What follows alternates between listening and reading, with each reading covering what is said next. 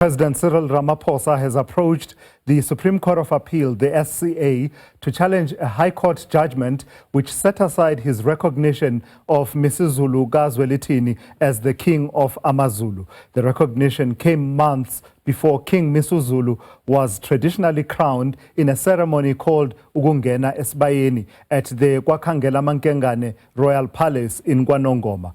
But a year later, the High Court in Pretoria said the process was unlawful and invalid. I'm joined now by Professor Gugu Mazibuko, who is Associate Professor in the Department of African Languages at the University of Johannesburg. Prof, good afternoon. Thank you for your time. So it is quite fascinating, at least legally, because this challenge in the SCA stems from two separate challenges in the High Court, one by the late King Zwelithini's half-brother, Prince Mbonisi Begitemba Kaptelezi, who wants the entire process of identifying the king to go back to the royal family and begin afresh. The other element being the late king's firstborn son, being Prince Smagade, who wants a government-authorized investigation into the customary law on who the rightful heir is. But let's talk through the first aspect, the royal family's role in identifying a successor. That was a key part of focus in the SCA. What do we know about the traditions that have held for centuries or for decades around how a successor is chosen among AmaZulu? Good afternoon to listeners and viewers. Thank you very much for having me. Maybe before I even respond to your question, I think it is important to acknowledge that we are fortunate in South Africa because the justice system it do give room for customary law to be at the same par with the Western law. Because what we have been listening to, the judges were guided by what culture says, and the Western spectacles were not used in court. Well, when it comes to the question that you have just raised, there isn't something that is a common or that is a rule or that is written that succession will take this form. Because if you can go back to King Shaka, for an example, King Shaka's mother was Queen Nandi from Gwamhlongo, but then when his father King Senzangakhona passed on, King Skujana was announced as the king, and then King Shaka came from the Gwamtetwa clan where he was raised and reclaimed his throne, the throne as the king of the Zulus. And then you move to the next king. It was something that is different because King Shaka was succeeded by his brothers. And then in this case that we are talking about now, the process did not start when the late King KwaZwelithini passes on, but it started when the current king was born, because firstly, the mother was coming from another kingdom. She was a princess, and then the entire nation paid lobola. And therefore, those were the indications that this queen is the one who will give birth to the future king. So it's different with each and every king, but it's something that is known amongst AmaZulu. Yeah.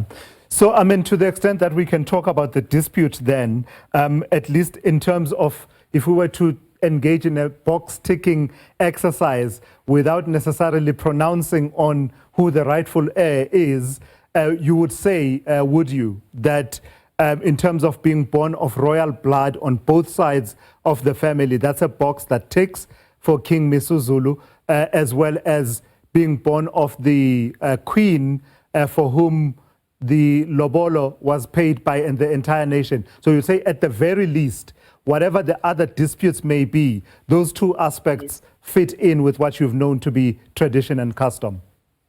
Yes, and he is the firstborn son in that house. I mean, where the queen is the princess from another kingdom. Yeah. So this is all fascinating, because it would be one thing if you and I were talking about all these traditions and customs in isolation of the realities of operating within a democratic republic with other laws that sort of seek to integrate how traditional leadership functions in a democracy. The way I understand it, the one part of the challenges the recognition decision, which is entirely a governmental function, that yes, you may be king in terms of your customs, but then you need the seal of recognition from the state with the resultant, amenities and other privileges that arise from that. Does that help, or does it enhance the complexity of the question that we're dealing with here? Well, it enhanced the complexity, because much as these are traditional leaders, but now that they are now the constitutional monarchs. So apart from being announced by the kingdom that they are the kings, but they have to be given certificate. They have to be acknowledged by government for many reasons. One of the reasons is that there is also the act, the Traditional and Khoisan Act that govern the whole. Situation of appointing the kings. But however, it is equally important to note that the customs and traditions, they play a major role in putting the king on the throne. Yeah. And I mean, we've seen many other questions of traditional leadership ending up before our courts, with some of the decisions being precedent setting and in many ways changing the way that things have always been done, but grappling with the realities of how things are done in a constitutional democracy. Tell me, Prof, the practice of a king communicating in a will, last will and testament, I saw that there was a bit of a debate around the passing on of the late King Zwelithini about that, to say, well, now things, you now see that there's a possibility of a king spelling out in terms of a last will and testament that I have decided that my successor shall be. How much does that challenge culture and tradition as you've known it? Well, the good thing is that the late king is not the first one to make a will and final testament that when I'm gone, the so and so will be the one who will take over the throne. It's not the first time. It has happened before.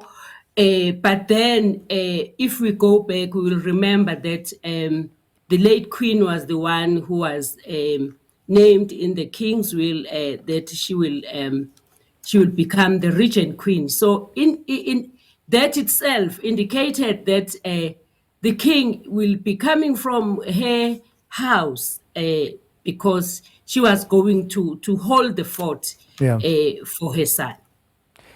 And then whatever the outcome, Prof. Mazibuko, what do you believe, the impact on the traditional leadership of AmaZulu will be? So let me give you a scenario. Those who are challenging King Misuzulu's ascension to the throne, if they were to be successful, how much buy-in of the AmaZulu broadly would they need for them to enjoy that legitimacy of being the recognized leader of AmaZulu wherever AmaZulu may be located? I think there is no doubt amongst AmaZulu as to who the king is. as the king is already on the throne. But the outcome, whether it favors this side or the other side, but AmaZulu, they know exactly who their king is.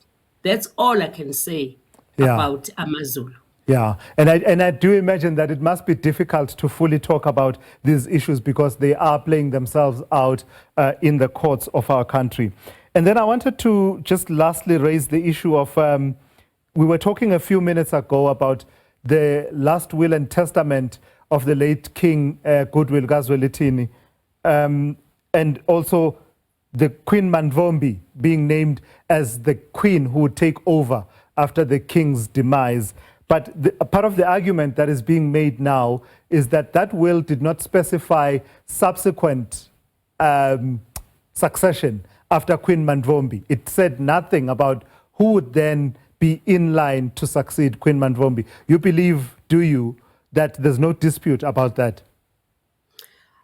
Well, culturally, I don't think there is a dispute because in the past, when King Dinuzulu was about to ascend the throne, his mother, Queen Gamsweli, she became a regent for her son for a very short period until King Dinuzulu ascended the throne. It was a very short period of time, but it did happen amongst AmaZulu. Therefore, for us, when the king said Queen Mandvombi will hold the fort, that was an indication that she was holding the fort for her son. By the way, Queen Kamsweli was holding the fort for her son, King Dinuzulu. Interesting times. Lastly, what do you believe will be the overall impact of these decisions being taken to court, litigated in the way that it has done, that we have seen playing itself out? It will never be the same, will it? The way that AmaZulu choose a successor. Because in the last few minutes, you and I have spoken about historically what traditions and practices have been there, and you clarified that it depended on the circumstances. It's very hard to speak of an established tradition and way of doing things that has been followed consistently. But are we entering new terrain where things will just never be the same? Oh, yes, absolutely. I think we are entering a new terrain now, and policies must be in place for all the kingdoms, because this is a great lesson that is taking place at the moment. So there should be policies that spells out everything about each and every kingdom as to what happens next, what guides the succession, etc. Yeah. So in a way, perhaps we could all benefit from the processes and having some kind of rules spelled out. Thank you for your time this afternoon. That's Professor Gugu Mazibuko, who is Associate Professor at the Department of African Languages at the University of Johannesburg.